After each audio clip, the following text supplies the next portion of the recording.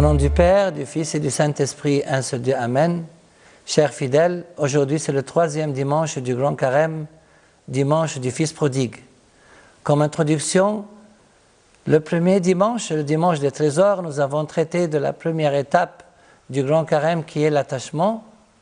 Dimanche dernier, le dimanche de la tentation, nous avons évoqué la deuxième étape du Grand Carême qui est l'acceptation. Aujourd'hui, le dimanche du Fils prodigue, nous allons aborder la troisième étape du Grand Carême qui est la décision. L'histoire du Fils prodigue nous montre qu'après avoir succombé dans l'épreuve, il ne faut pas s'attacher au péché ni l'accepter, mais au contraire, il faut prendre la décision d'abandonner le péché, de réfléchir, de se repentir et de retourner vers le sein du Père. Dans l'évangile de l'office de la Sainte Liturgie, Luc, chapitre 15, Jésus nous raconte la parabole du Fils perdu et retrouvé. Le sujet d'aujourd'hui est le suivant. Comment retourner vers le sein du Père?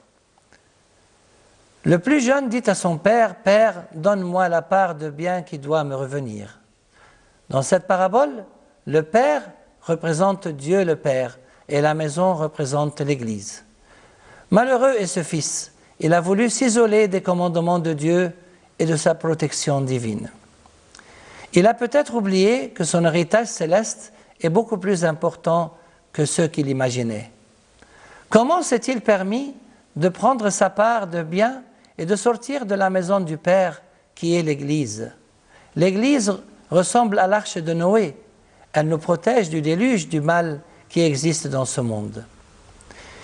Il a sous-estimé l'amour de son Père envers lui et s'est permis de s'approprier une fausse liberté selon ses propres convictions et conceptions.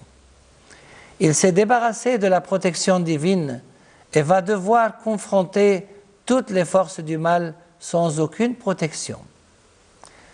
Ayant tout réalisé, il partit pour un pays lointain.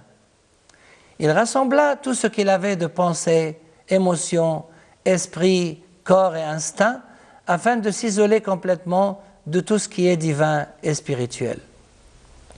Mais où se trouve ce pays lointain? David le psalmiste dit au Seigneur, « Où m'en aller pour être loin de ton souffle? Où m'enfuir pour être loin de ta face? Je gravis les cieux, te voici. Je me couche aux enfers, te voilà. » Notre jeune fils, croyait-il se cacher de la présence de Dieu dans ce pays lointain? Comme Jonas qui a voulu fuir Dieu, et comme Adam et Ève qui allèrent se cacher parmi les arbres du jardin d'Éden pour ne pas être vus par le Seigneur Dieu. En fait, ils voulaient s'échapper de la justice divine afin de se sentir libres. N'est-ce pas là l'attitude de nos enfants qui souvent disent non aux parents, aux professeurs d'école et peut-être également aux prêtres de l'Église? Il y dilapida son bien dans une vie de désordre. Que représentent ces biens? Ils représentent les dons, l'énergie et l'argent que Dieu lui a accordés. Il va les dépenser loin de Dieu, puis sombrer dans un vide total. Quand il eut tout dépensé, une grande famine survint dans ce pays. C'est la famine vers la vérité, vers le bien et vers la parole de Dieu qui rassasie son âme. Loin de Dieu, ce pauvre fils est mort spirituellement, moralement et même physiquement, mais il a fait son propre choix. Il alla se mettre au service d'un des citoyens de ce pays. Que représentent les citoyens de ce pays? Ils représentent le diable et ses soldats. Ils ont épuisé tout mon bien, ma liberté et ma volonté. Mes décisions ne sont plus miennes. Je suis devenu esclave de Satan qui ne me donne que des miettes de nourriture sans me rassasier, après avoir vécu comme un prince dans la maison de mon Père. Il est entré en lui-même. Ici, le jeune fils a pris la décision la plus courageuse et la plus importante de sa vie.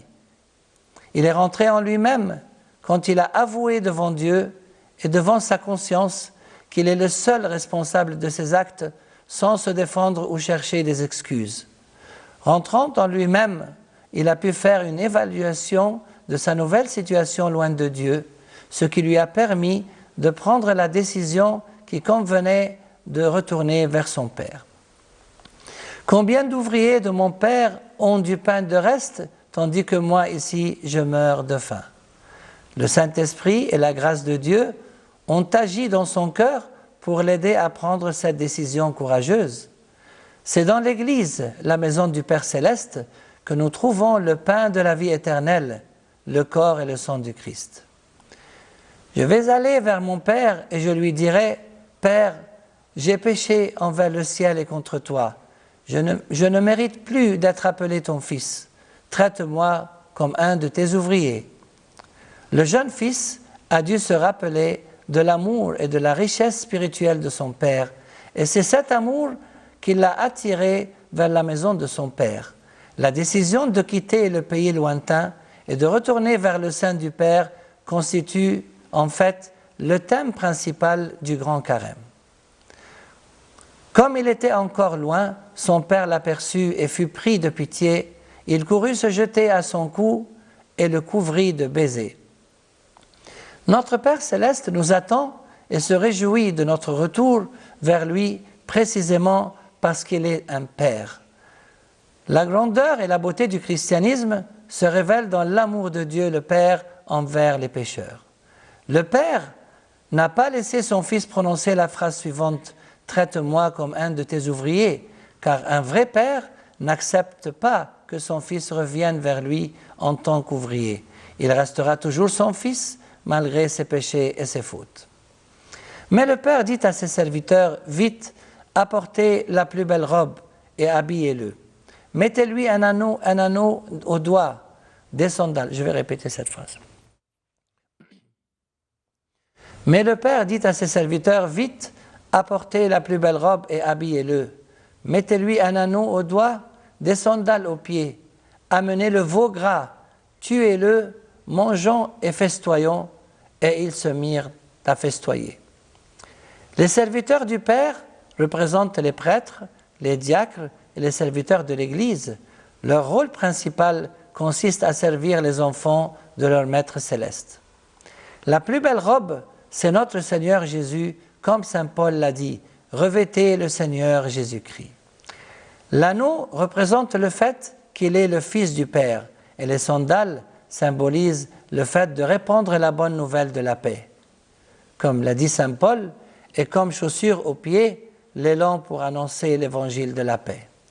Le veau gras représente la Sainte Eucharistie, donnée pour notre salut, pour la rémission de nos péchés et pour obtenir la vie éternelle, telle qu'est écrit dans les prières de la Sainte Liturgie. Le Christ est l'agneau de Dieu immolé pour nous, comme l'a dit saint Paul, car le Christ, notre Pâque, a été immolé. En parlant de la mission du Christ sur terre, saint Jean-Baptiste a dit « Voici l'agneau de Dieu qui enlève le péché du monde. » Car mon fils que voici était mort et il est revenu à la vie. Il était perdu et il est retrouvé. Notre plus grande joie, c'est le passage de la mort éternelle à cause de nos péchés à la vie éternelle auprès de Jésus. Dès qu'il a appris la nouvelle du retour de son frère, le fils aîné se mit en colère et il ne voulait pas entrer, son père sortit pour l'en prier. Le fils aîné représente ceux qui sont dans l'Église, qui pratiquent les rites à la lettre, mais malheureusement n'ont pas d'amour envers Dieu ni envers ceux qui retournent vers Dieu. Ils sont séparés du Père, bien qu'ils n'aient jamais quitté la maison du Seigneur. Je me permets donc de dire que le fils perdu est véritablement le fils aîné, tandis que l'autre est le fils retrouvé. Le fils aîné répliqua à son père, « Voilà tant d'années que je te sers sans avoir jamais désobéi à tes ordres, et à moi, tu n'as jamais donné un chevreau pour festoyer avec mes amis. Mais quand ton fils que voici est arrivé, lui qui a mangé ton avoir avec des prostituées, tu as tué le veau gras pour lui. » Non seulement le fils aîné s'est mis en colère et ne voulait pas entrer, mais il s'est donné le droit de faire des reproches à son père. Comment oses-tu traiter ton Père céleste d'injustice? Ton Père qui te garde dans sa maison, dans son église, et qui t'a donné tout son amour. C'est un chevreau que tu attendais de lui? Comment oses-tu aussi prendre la place de Dieu et te permettre de juger ton frère d'avoir fréquenté des prostituées, alors que la Sainte Bible nous dit qu'il dilapida son bien dans une vie de désordre, sans parler de prostituées? Ce qui est étrange dans cette histoire, c'est que le Père n'a fait aucun reproche au Fils qui est revenu lui demander pardon, alors que le Fils aîné, sans pitié, a fait des reproches à son Père. Le Fils aîné a également commis une faute contre son frère en parlant de lui à son Père. Il a dit « ton fils que voici » au lieu de dire « mon frère ». Son cœur ne s'est pas réjoui du fait que son frère ait été retrouvé. Il n'a même pas prononcé le prénom de son frère. Et c'est pour cela que pour la première fois, son père lui fait la remarque gentiment en lui disant « ton frère que voici était mort », comme si le père voulait lui dire « n'oublie pas que mon fils est aussi ton frère ». Le père lui dit « mon enfant, toi tu es toujours avec moi, et tout ce qui est à moi est à toi. Mais il fallait festoyer et se réjouir parce que ton frère que voici était mort et il est vivant, il était perdu et il est retrouvé. Pauvre fils aîné, tu as oublié que le fils de ton père est aussi ton frère. » Le père a répété la même phrase qu'il a dit à ses serviteurs. « Mon fils que voici était mort et il est revenu à la vie, il était perdu et il est retrouvé. » Les deux fils se sont séparés de Dieu le Père à cause de leur péché, mais le cadet est rentré en lui-même et est revenu vers Dieu par le repentir, car il aimait beaucoup son Père. C'est pour cela que Jésus, en parlant de la pécheresse, a dit « Ses péchés si nombreux ont été pardonnés, c'est parce qu'elle a montré beaucoup d'amour. Mais celui à qui on pardonne peu, montre peu d'amour. » Quant au fils aîné, il n'aimait pas Dieu et détestait son frère. Il n'aimait que lui-même. Il était plein de jalousie et d'orgueil.